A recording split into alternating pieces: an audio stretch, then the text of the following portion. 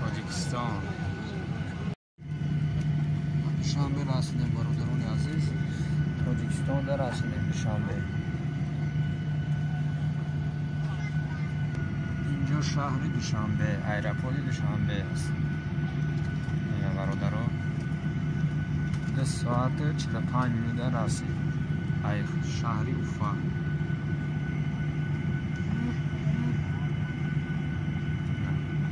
دوشنبه تاجیکستان.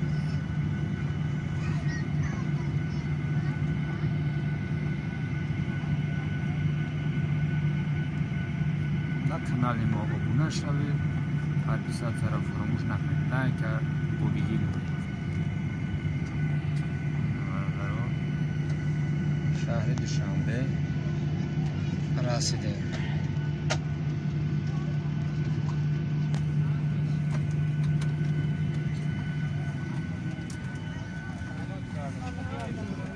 مایل فرماده سهم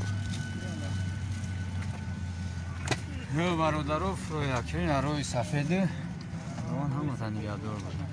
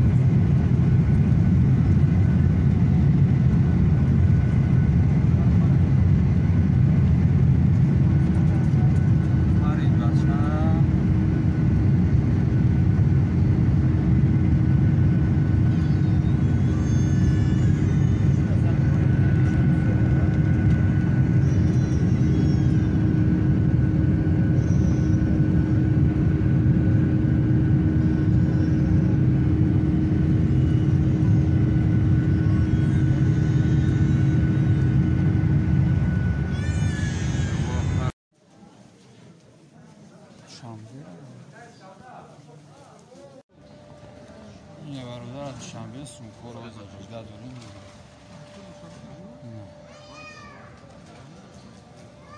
سونکور 18 داریم. سونکور اومده ایسان ما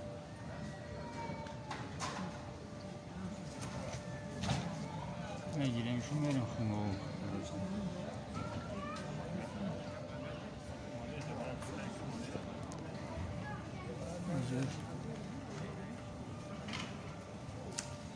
میگی بچه سون کتا اوپا